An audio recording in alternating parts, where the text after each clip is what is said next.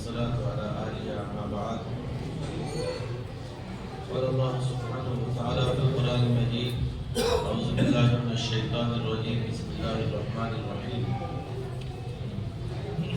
لو أنزلنا هذا القرآن على جبل لرأيته خاشعا متصدعا من خشية الله.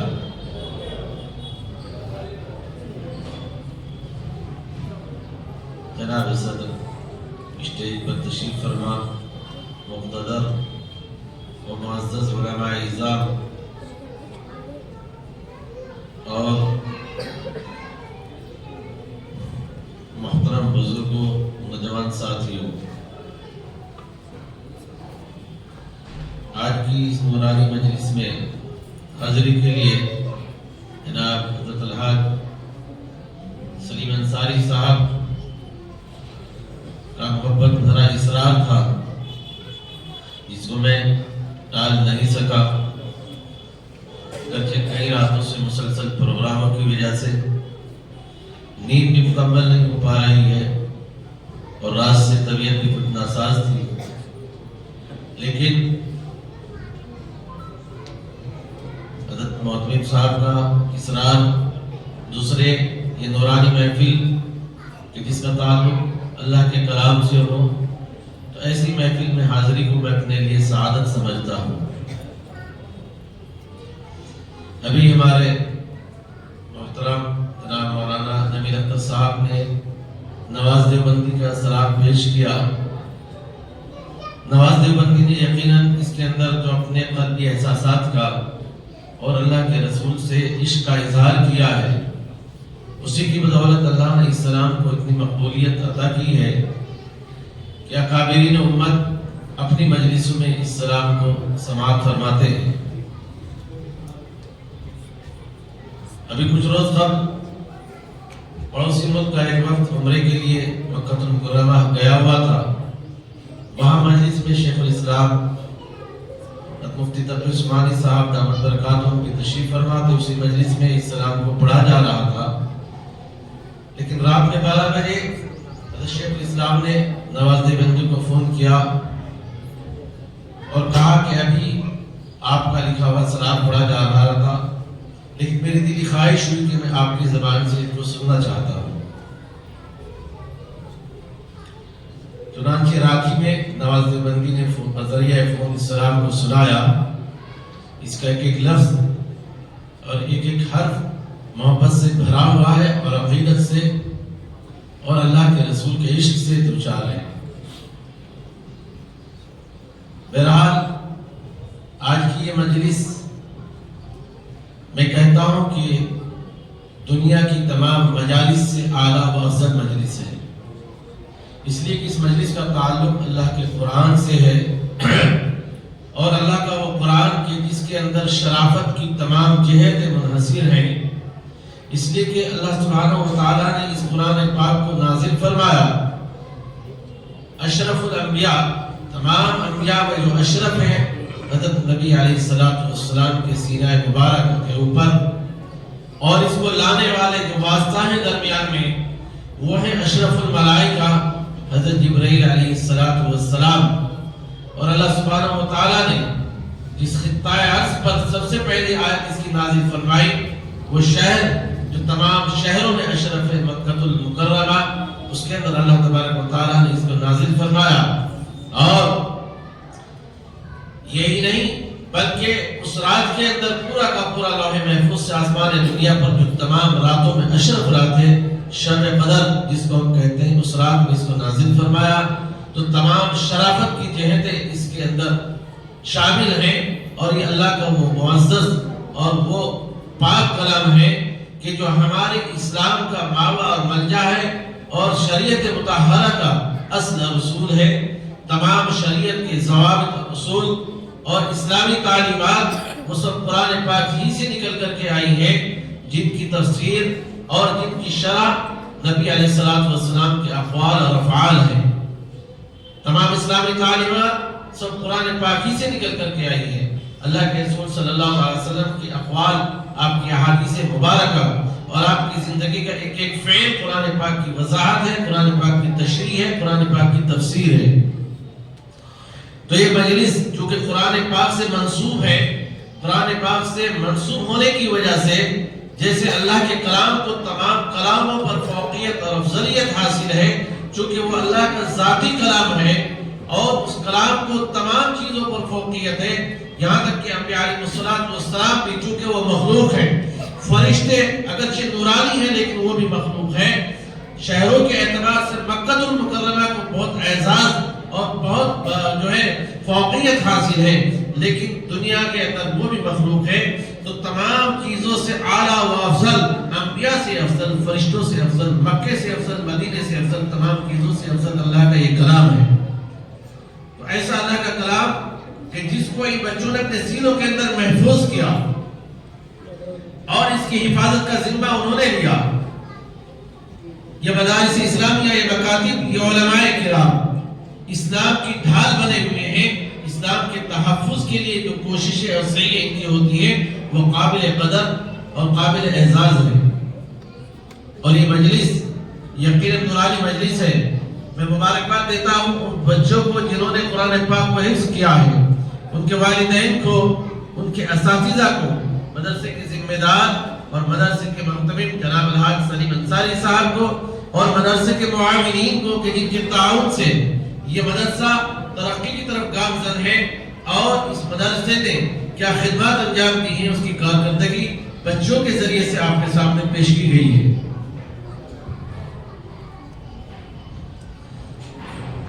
ان بچوں کا اعزاز اور اکرام آپ ہم کیا کر سکتے ہیں؟ جنہوں نے اللہ کے کلام کو اپنے سینے کے اندر محفوظ کیا، ہم دنیا کے اندر طرح طرح کی مجلسیں سجاتے ہیں اور لوگوں کو جو ڈگریاں لے کر کے آتے ہیں استقبالیہ پروگرام منعقد کر کے اعزاز سے نوازتے ہیں، لیکن میں سمجھتا ہوں کہ ان بچوں کا اعزاز اور یہ تقریب جو قرآن پاک کے ختم کے موقع پر منعقد کی گئی ہے اور ان بچوں کی قرآن پاک کی تکمیل آج ہوئی ہے،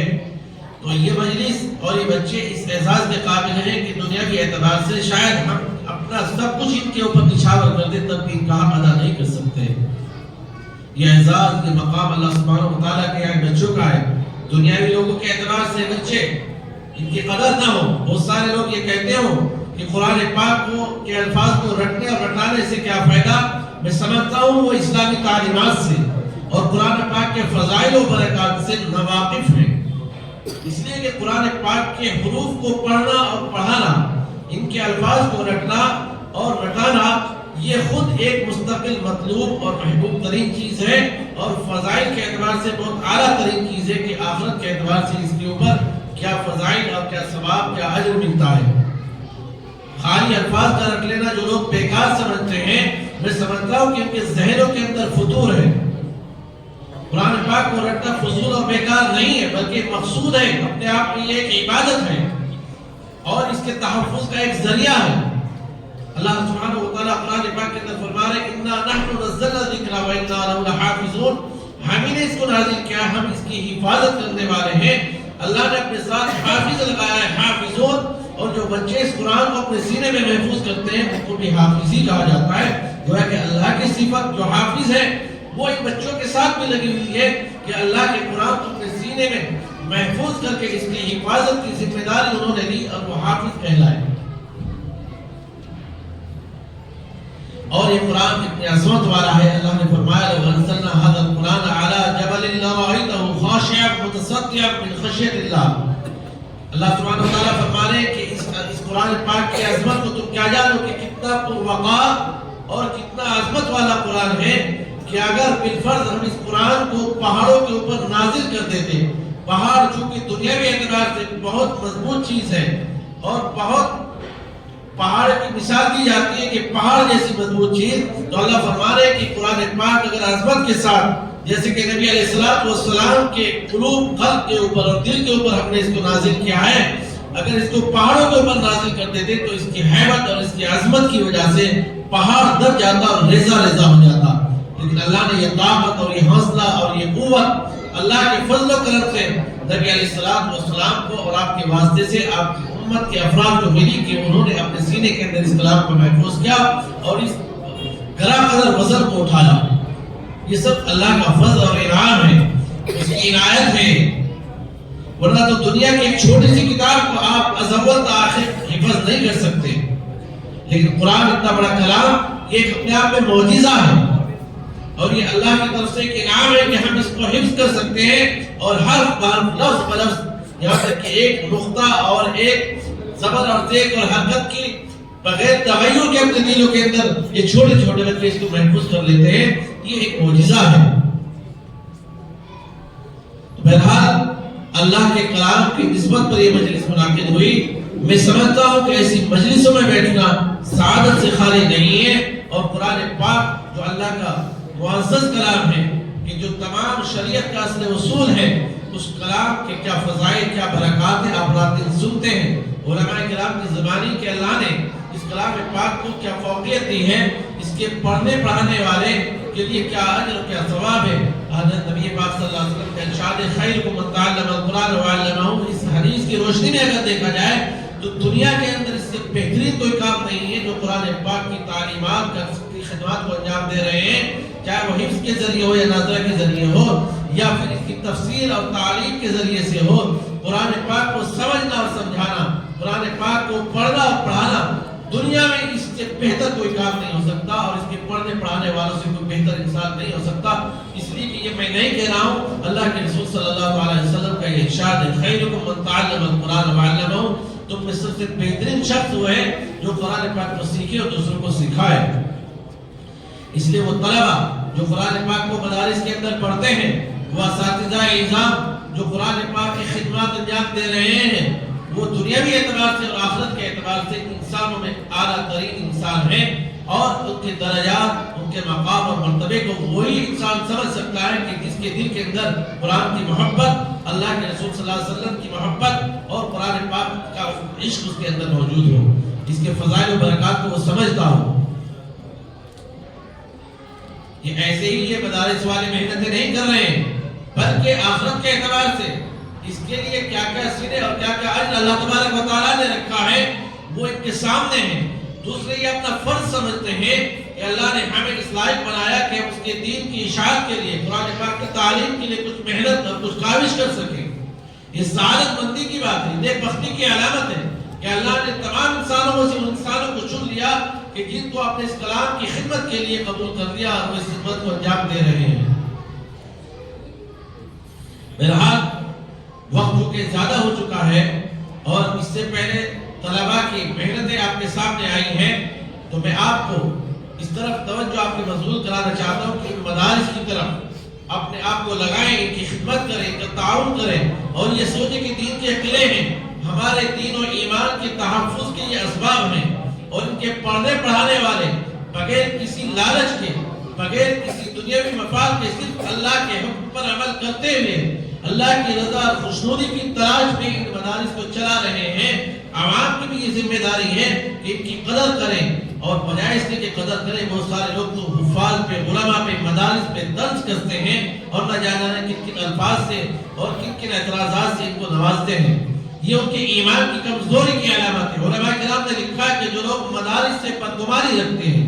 جن لوگوں کے دلوں کے اندر مدارس کی طرف سے نفرتیں ہیں، علماء اور حفاظ کی طرف سے نفرتیں ہیں، وہ اپنے ایمان کی خیر منائے، ہو سکتا ہے کہ وہ ایمان سے خارج ہو گئے ہوں۔ اس لیے کہ ان کے دل کے اندر یہ نفرت صرف اس بنیاد پر ہے کہ وہ اللہ کے کلام کو پڑھ رہے ہیں، پڑھانے میں لگے ہوئے ہیں۔ وہ مدارس کی جو قرآن پاک کی خدمت کر رہے ہیں، اگر لوگوں کے دلوں میں ان مدارس کی طرف سے نفرت ہے یا علماء کرام کی طرف سے نفرت ہے اس بنیاد پر کہ وہ قرآن پاک کی خدمت کر رہے ہیں، دین کی خدمت کر رہے ہیں، تو ان کے دین ایمان کی کوئی گارنٹی نہیں ہے۔ اس لیے ان علماء کرام سے محبت کریں، ان حافظوں سے محبت کریں، ہو سکتا ہے کہ آپ کی بخشش کا یہ ذریعہ بن جائے، میری بخشش کا ذریعہ بن جائے۔ ان مدارس کی قدر کریں، جن لوگوں نے ان مدارس کی قدر نہیں کی، آج دنیا میں ان شہروں کا نام و نشان باقی نہیں ہے۔ آپ کے سامنے جہاں 100 سالہ حکومت تھی مسلمانوں کی اندلس کے اندر، وہاں جہاں دنیا کے بڑے بڑے محدثین اور فقہاء اور علماء تھے، جب علماء اور عوام کے درمیان مدارس سے دوری پیدا ہوئی، علماء سے دوری پیدا کی گئی، تو پھر کیا حال ہوا؟ اللہ نے دنیا میں ذلیل و خوار کیا اور طرح طرح کے ظلم و تشدد کا شکار ہوئے۔ دیکھیے کیا حال ہے ان ممالک کے۔ بغداد جو علم کا گہوارہ ہوا کرتا تھا، مدینہ المنورہ سے نکل کر کے علم بغداد میں آیا، بغداد سے ممالک فارس میں آیا، اور وہاں سے ہوتے ہوئے ہندوستان میں آیا. جب وہاں ناقدری کی گئی، آج بغداد کے اندر اور پورے عراق کے اندر ایک بھی ایسا دینی ادارہ نہیں ہے جہاں پر باضابطہ طور پر اس طریقے پر ان کتابوں کو جو ہمارے اکابرین نے احادیث کی، فقہ کی یا قرآن پاک کی تفسیر کی لکھی ہو، اس طریقے پر مدارس کے نظام کے ساتھ پڑھائی جا رہی ہے، بلکہ کالج میں، اسکولوں میں دینی ایک شعبہ قائم کر دیا گیا اور دینی تعلیم وہاں پر دی جاتی ہے جدید انداز میں. جب وہاں پر جا کر کے لوگ دیکھتے ہیں تو دور تک وہ مدرسے نظر نہیں آتے، اور اس کا انجام یہ ہے کہ کس طریقے سے رات دن بمباری یا ظلم و زیادتی کا شکار سال ہر سال سے کیا حالات ان پر گزر رہے ہیں، کیونکہ مدارس سے علماء سے وہ لوگ کٹے اور دنیا میں بھی ان کا یہ انجام ہو رہا ہے. تو اس حالت میں ہم اپنے آپ کو خوش نصیب سمجھنا چاہیے کہ ہمارے ملک کے اندر، ہمارے محلوں کے اندر، ہماری بستیوں کے اندر مساجد میں، مکاتب ہیں، اور مکاتب کے اندر یہ مدارس ہیں جو دین کے قلعے ہیں اور دین کی تحفظ اور دین کے بلندی کے سربلندی کے لیے خدمات انجام دے رہے ہیں. ہم ان کی قدردانی کرنی چاہیے، اور ہمارے لیے سعادت کی بات ہے کہ ہمیں یہ موقع ملتا ہے کہ ہم علماء کرام کی مجلسوں میں بیٹھ کر دین کی باتیں سنتے ہیں. کہ مدارس کے ذریعے سے جو بچے حافظ عالم بنتے ہیں وہ دین کے لیے دنیا بھر میں خدمات انجام دے رہے ہیں. بہرحال علماء کرام تشریف فرما ہے، ان کی زیارت کرنا بھی عبادت سے خالی نہیں ہے. میں مبارکباد دیتا ہوں آخر میں مدرسے کے ذمہ داران کو اور مدرسے کے اساتذہ کو، طلبہ کو، مدرسے کے معاونین کو کہ ان کی محنت اور کوشش سے یہ بچے حافظ ہوئے، اور کچھ بچوں نے ناظرہ کیا اور کچھ بچوں نے تقاریر اور نعت اور حمد کے ذریعے اپنی ما فی الزمین کو ادا کرنے کی کوشش کی. اور یقیناً تمام بچے جنہوں نے بھی اپنے ما فی الزمین کو چاہے تقریر کے ذریعے یا حمد و نعت کے ذریعے ادا کیا، وہ سب قابل مبارکباد ہیں، اور اعلیٰ درجے کی محنتیں ان کے ساتھ کی گئی ہیں جو آپ نے اور ہم نے سماعت کی ہے. ایک دعا ہے کہ اللہ تعالیٰ اس مدرسے کو اور تمام مدارس اسلامیہ کو ہر طرح کے شرور و فتن سے محفوظ رکھے اور مسلسل دینی خدمات کے لیے ان کو قبول اور منظور فرمائے، اور ہمارے آنے کو اور یہاں بیٹھنے کو قبول فرمائے، اور جو کچھ کہا ہے سنا گیا ہے اللہ تعالیٰ ان پر عمل کی توفیق عطا فرمائے، اور ان بچوں کو جو حافظ ہوئے ہیں اللہ ان کو عالم بعمل بنائے، اور قرآن پاک کی خدمت کے لیے تمام انسان کو قبول فرمائے. وآخر دعوانا الحمدللہ رب العالمین.